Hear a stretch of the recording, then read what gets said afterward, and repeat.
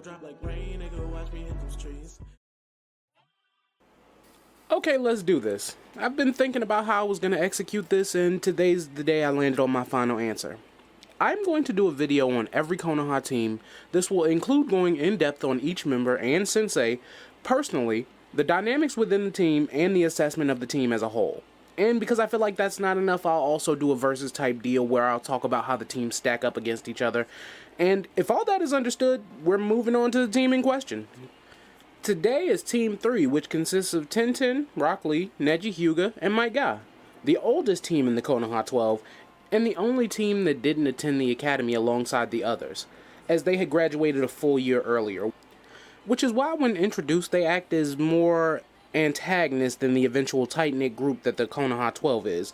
And upon introduction, I think they are the strongest team for about 3 or 4 episodes, and then they kind of melt into the average as the others gain their footing and the consequential fighting begins. And I think going into each character, we'll start with the one there's the least to talk about, Tintin, who is one of the only Konoha 12 that is not from a prominent ninja family. Her fighting style consists of a vast ninja tool and weaponry array, fit with the ability to use them accurately and tactfully.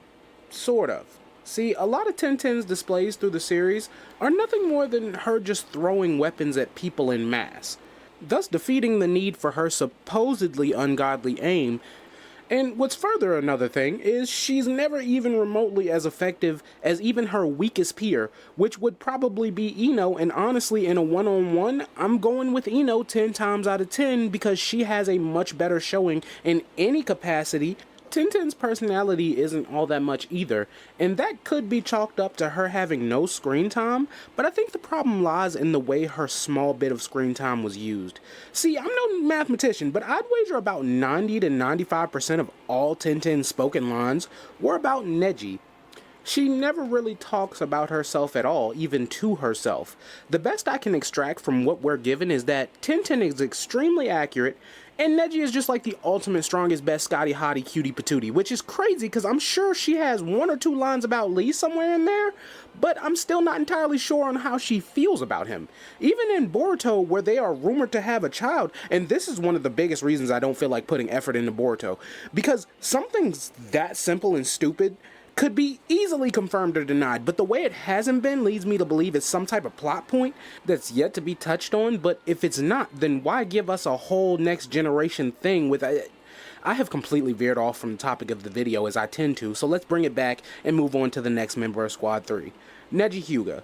A part of the side branch of the most illustrious clan/family in the Hidden Leaf, and of that family, the entire family, not just the side branch. At the age of 15, Neji is slated to be one of the strongest ninja not only to come out of that family, but one of the strongest ninja to come out of the Leaf in a very long time. And in no short part due to his mastery and elevation of the gentle fist technique, which I would classify as nin taijutsu, but is apparently just taijutsu.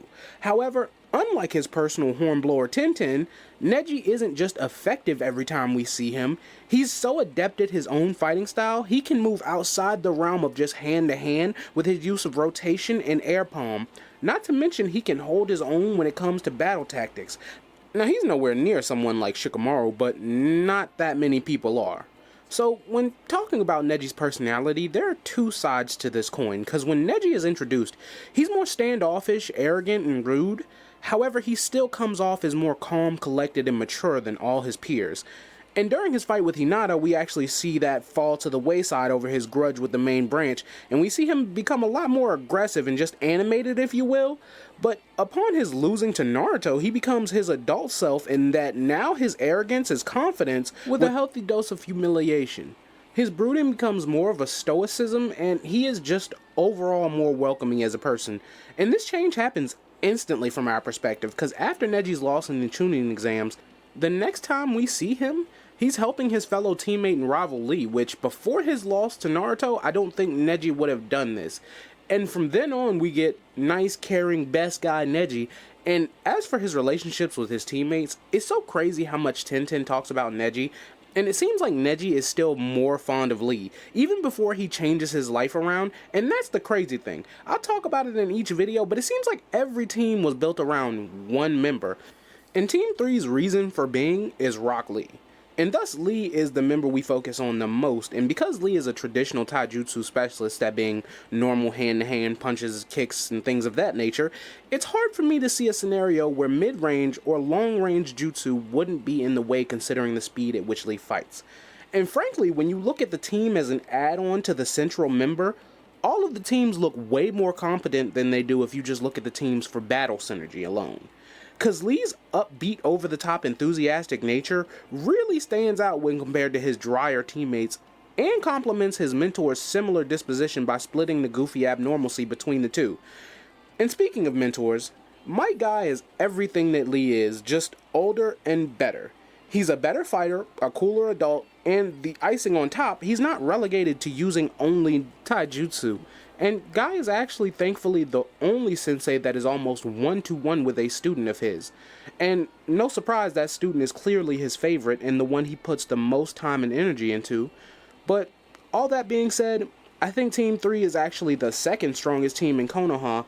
And granted, there are only 4. Yeah, it seems like there are more, right? But no, there are only 4 Konoha teams. And there were only 3 other teams that competed in the prelims. The Sound team, the Sand team, and Orochimaru's team sans Kabuto because he dropped out. But there you have it. Team 3. Next time we'll be going over Team 10, so be on the lookout for that. I've been Open World Mino. I hope you enjoyed the video, and if you did, leave a like, a comment, subscribe. And as always, I appreciate you watching, and until next time, peace.